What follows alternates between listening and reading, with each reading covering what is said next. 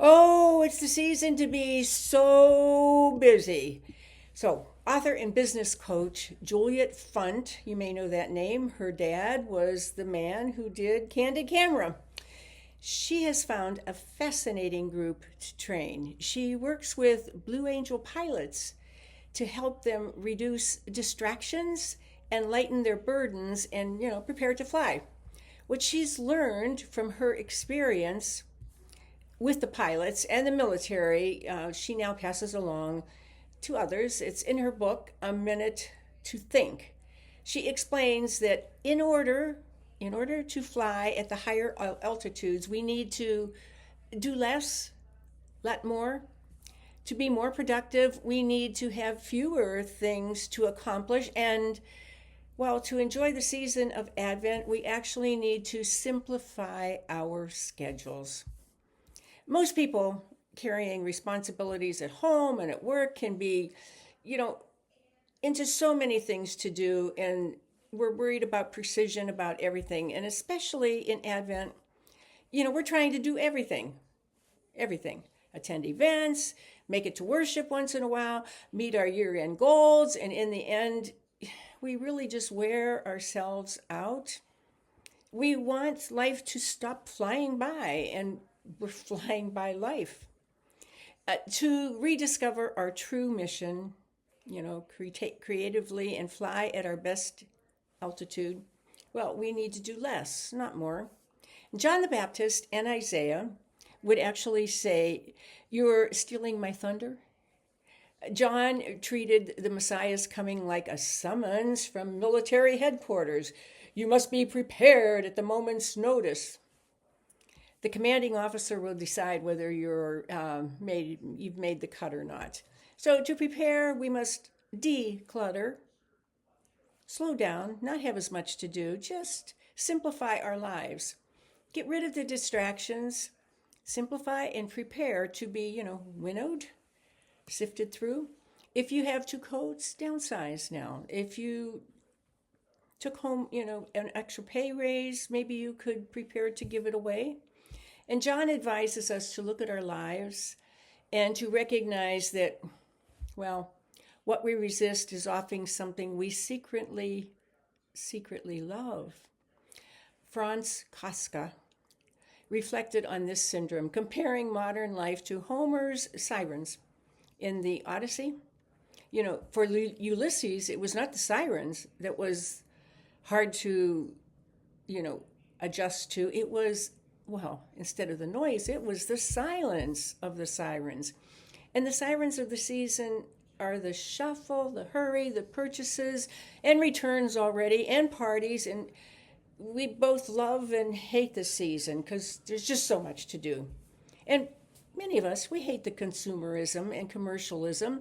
And we still hunt for bargains, don't we? We can't imagine it any other way.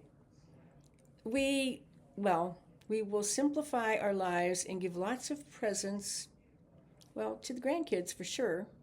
And as Ellen Ruppel writes in her book Cheap, just because it's inexpensive doesn't make it a good deal.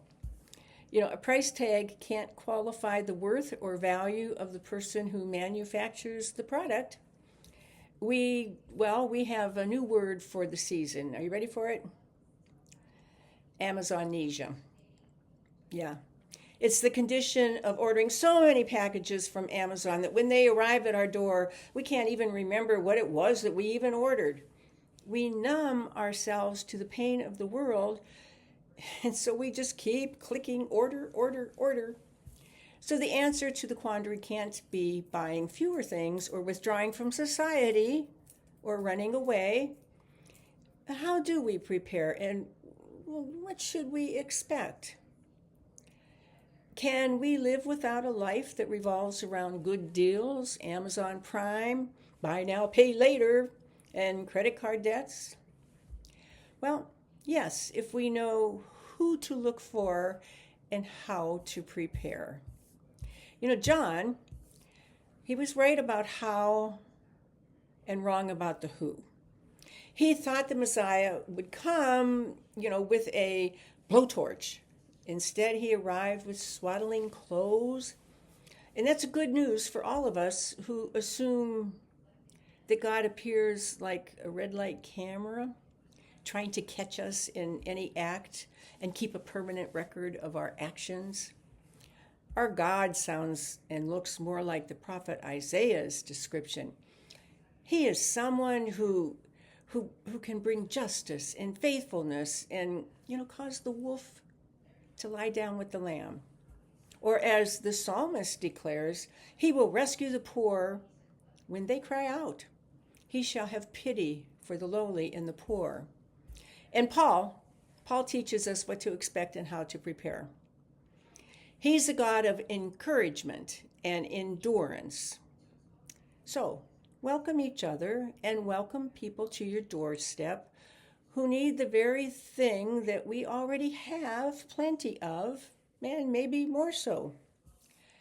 Ironically, the history of Christmas in America is one of resistance to commercialism. Those of us who came from European countries, detested the revelry of jolly old England. For some 67 years, Congress even treated Christmas Day like one other kind of working day. What really broke the ice for us was the tradition of singing, the tradition of carols or exit songs. They began not as cute little songs, cute little ditties around the fire or neighborhood, but as a way for poor children to raise money. They would go house to house singing and begging. So in a song like, "We wish you a Merry Christmas," if you pay close attention to the lyrics, we will notice a rather, somber theme, a demand. "Now bring us some figgy pudding." You guys all know that song. This line is repeated as a demand because the musicians were actually hungry. The story goes that as this process gets repeated, wealthy families actually invited the poor into their home and shared a meal and began giving merchandise and material things to help their neighbors, not simply just themselves. Well, that's a different kind of preparation, isn't it? That's a different kind of king's courtyard. That's not a bench with an axe.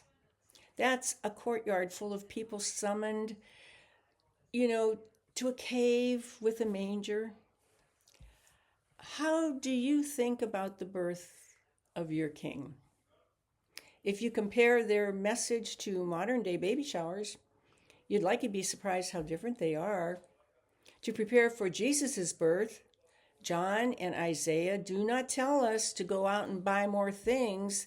They call for us to regift the things they already have. That's why these words are startling and yet so very restorative. If you arrived at the courtyard of this king with a baby stroller and a car seat and all the things that go with babies today, you would notice something. Mary, Joseph, and Jesus have no place to put all this stuff. They are poor. They have no way to transport anything. This Savior does not look at us through a lens of economics. He really cares for us. He's more interested in what we leave behind in the cave after we've met him. Did we get our hands dirty? Did we run with the shepherds? Did we look around baptismal waters and realize, we're all the same? Some have a handful more of material things that will be sold one day at an estate sale. We don't take anything with us. We all know that. God doesn't judge us to see if we can bag a better bargain. He wants to know. He wants to know if we remembered the people that he blessed. So today, just take inventory of your life. Maybe it's time to declutter, not be so busy for Advent. Some might even be standing at our door this season or in the neighborhood. And, try listening to the carolers, and they will remind us We won't go until we get some. And the church says,